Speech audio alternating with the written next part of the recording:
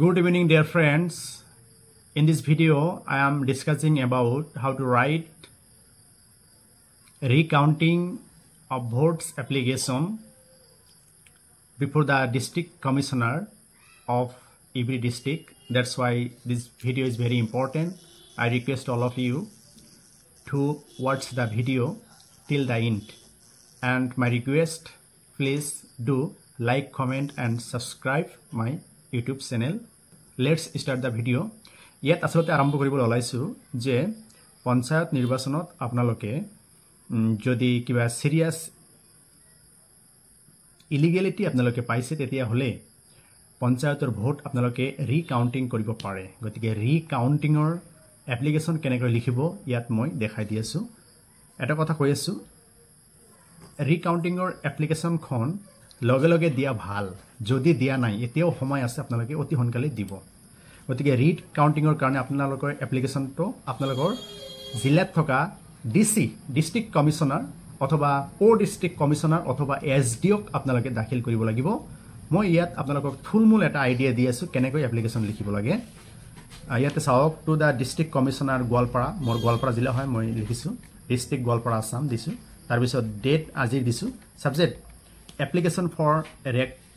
application for recounting of votes of Panchayat election Goalpara West 2025.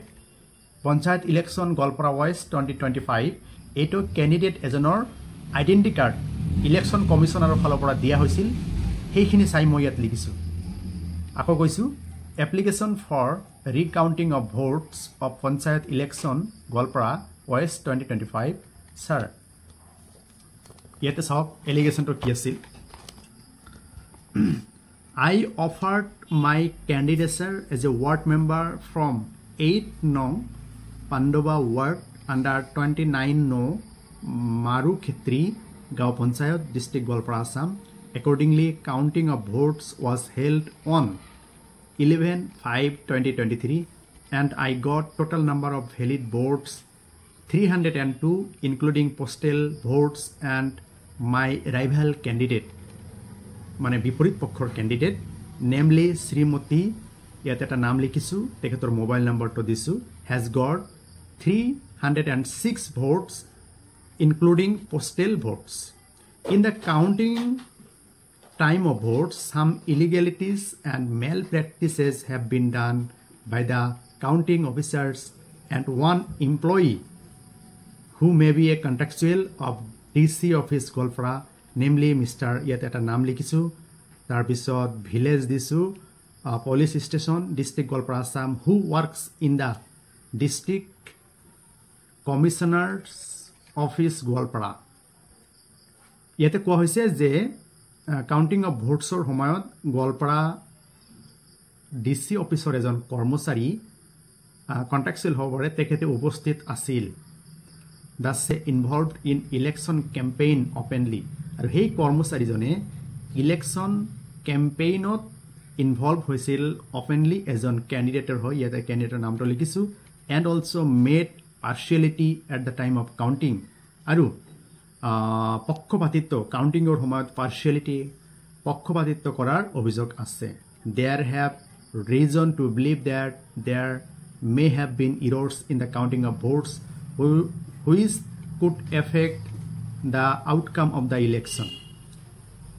There are discrepancies in the vote count that needs to be verified. I respectfully request that you consider my application and order a recounting of votes cast in the aforementioned election. I am willing to cooperate with the recounting process and abide by the rules and regulations governing the same. This is for your kind information, necessary action, verification. I, ইয়াতে ক্যান্ডিডেটৰ নাম লিখা হৈছে, I অমুক do hereby solemnly affirm and declare that all the contents made above are true to the best of my knowledge and belief, and I sign on this verification at Goalpara 1 আজি date দিয়া হৈছে। Enclosure identity card of the candidate, ক্যান্ডিডেটৰ identity কাৰ্ডৰ photocopy দাখিল কৰা হৈছে। তাৰ পিছত yours faithfully, ক্যান্ডিডেট বা এপ্লিকেন্টৰ নেম এড্ৰেছ ইয়াতে দিব দিয়া হৈছে। তাৰ পিছত মোবাইল নম্বৰটো দিয়া হৈছে।